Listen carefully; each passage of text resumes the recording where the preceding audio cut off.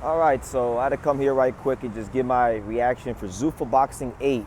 We had a really intriguing show last night between Delos, Santos, Rayo Valenzuela, the very much anticipated rematch. And, right now I'm still in New York, so very shortly I will be heading to Ohio for Abdullah Mason and Albert Bell fight week and all that will come with that. So stay tuned for that as we,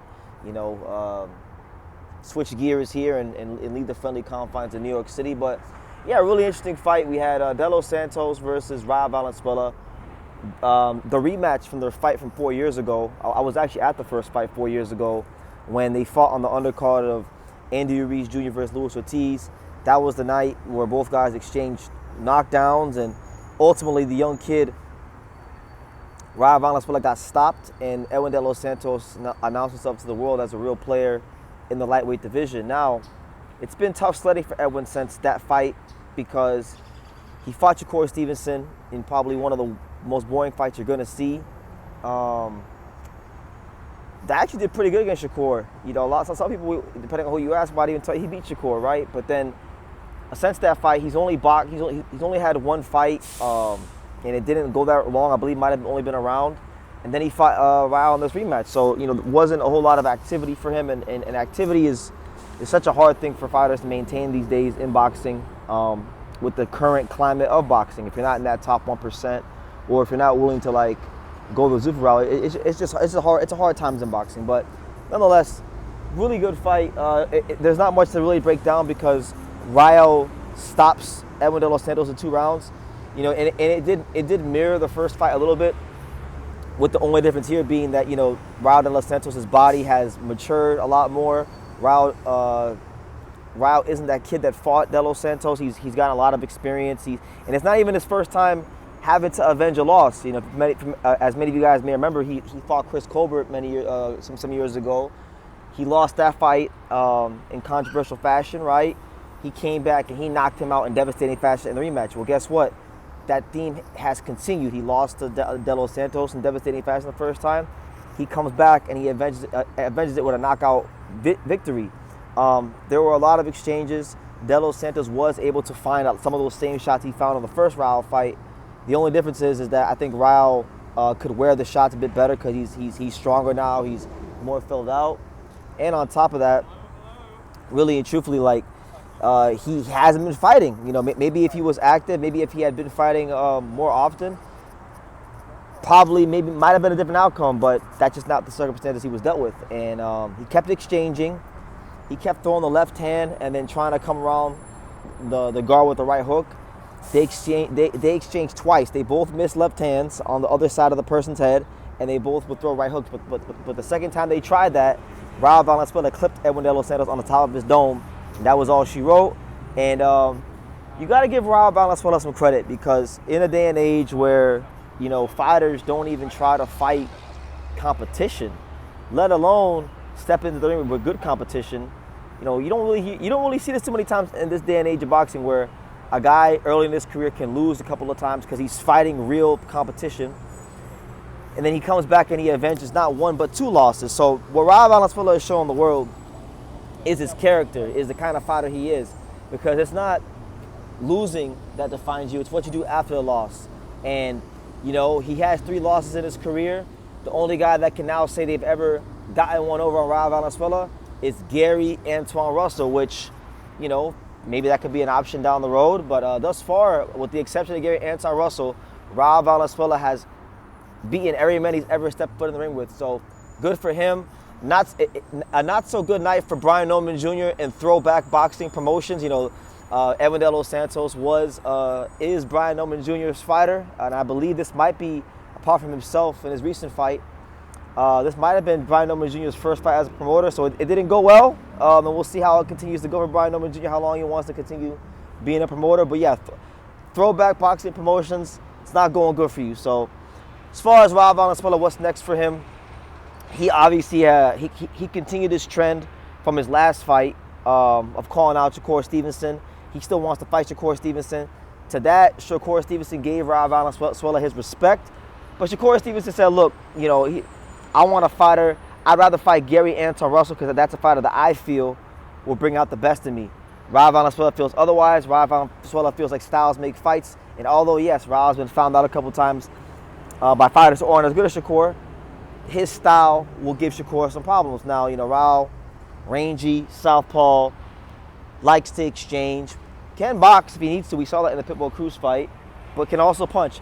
I don't think that'll happen, him and Shakur, but, there have been rumors about Shakur fighting Devin on Zuffa, so if he's willing to go to Zuffa to fight Devin, maybe he'll be willing to go to Zuffa to fight Rayo Valenzuela, and that wouldn't be a bad fight. Rayo's always been exciting fights, but we'll see how exciting he could be against a guy that just chops your punch output in half, and Shakur Stevenson, right? So there is that. Now, for me, the fight I think is more realistic that I would like to see within that Zufa Boxing umbrella, Zufa Boxing stable, is Rayo Valenzuela versus Andres Cortez. Cortez is undefeated. He's coming off of a good win against Ernesto Garcia. They're both Mexican-American. I felt like that fight would actually do good. If they put that same fight on at the Cosmopolitan in Vegas, I feel like that fight does good business over there in Las Vegas. Cortez has always been a good, steady fighter. He's been looking for a big fight for a while. I feel like when you talk about Zufa Boxing, this would qualify as a big fight. So that's the fight I'm looking at. But yeah, overall, really good performance from Rayo Valenzuela in the rematch. Now, guys, switching gears. The guy I really want to talk about was Tony Hirsch Jr. And I can go on and on about Tony Hirsch Jr. because, truth be told, your boy BT didn't know who Tony Hirsch Jr. was 4 months ago. I didn't know who this guy was. And I knew about him a little bit before a lot of you guys saw him on Zufa Boxing because, I had a chance to watch Tony Hirsch spar Angelo Leo, and it was amazing work. Tony Hirsch Jr. can really fight. Rangy boxer, does his thing in there, right? And he was coming off that win against Robert Merriweather III, where he snatched his O and really announced himself to the world. And then Zufa Boxing stuck him in with that Samoan kid, Jay Bree Pandito. He was like I think he was like 7-0 or something like that, or 10-0, something like that. He had just had a big knockout victory against Abel Mejia in his last fight. So you had two guys coming off some great performances on Zuffa, being matched with each other in a tough fight. And Tony Hirsch, once again, showed his class. This guy's defense was too leaky for him. Tony Hirsch too sharp for him down the middle. And it was just right hand after right hand after right hand, and he knocked him out face first. So Tony Hirsch has another sensational performance on Zufa Boxing. And I got to say this. Apart from the guy that fought Ahmed Albiali, Umar Demjekov, I feel like Tony Hirsch has been the best fighter I've seen on Zufa Boxing. And he's really emerged as one of those diamonds in the rough. And there's so many, and like I say, I have my critiques of Zufa Boxing and things like that, but there are fighters out there who will never get a fair shake that are getting a fair shake with Zufa, to at least to some degree, as far as being on a good platform to showcase their skills and make some good money for themselves that they would never be a chance get a chance to make anywhere else. And he's one of these guys that's taking advantage of it, or is taking advantage of it, or grabbing the bull by the horns. I'm not really sure who I want to see him fight. Maybe I don't know if the weight classes would line up because I think he's at 130, but he's big. Maybe they could do Tony Hirsch Jr. versus Rayo Valenzuela. That'd be a really good fight. So I mean, I like that fight. I mean, but to me, he's clearly been the star of Zufa Boxing. He's been the guy that's been the best to come out of this thing. So I wish him nothing but continued success. I see a lot of fighters throughout my travels in boxing. Going to different gyms, seeing different fighters. I see a lot of fighters and I forget about them. And, I watched him spar Angelo Leo and a ton of fighters. And he was the guy that I didn't forget just because of, not the biggest puncher in the world, but has a lot of craft in there. And he's really showing the caliber of fighter he is on Zufa Boxing. So I'm happy to see a guy like him break through and do his thing on a good platform. Yeah, I mean, and as far as other things in the card, I didn't get a chance to really pay attention to much of the rest of the card, but you had Brandon Lee. He lost to Kane Sandoval.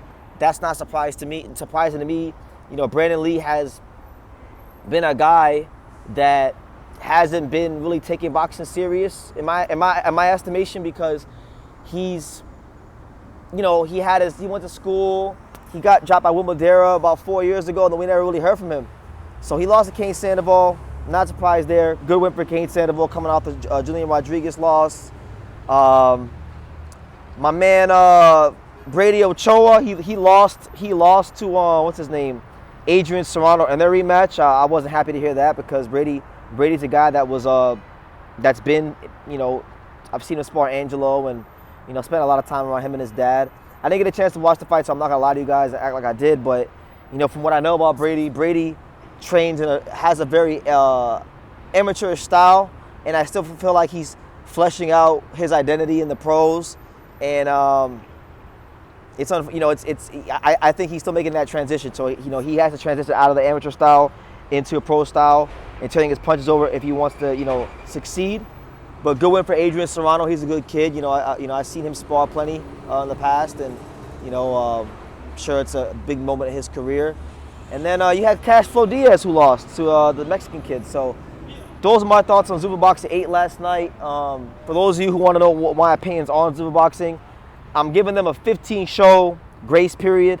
I don't have any super strong thoughts for or against Zuffa. They got 7 more shows to show me what they can do, and then I'm gonna have my my long-winded video about Zufa Boxing after the conclusion of Zufa Boxing 15. I feel like 15 shows is enough to know what we got. So those are my thoughts. Shout out to Rayo Valenzuela, shout out to Tony Hirsch, and shout out to everybody else that followed the card and that progressed their careers.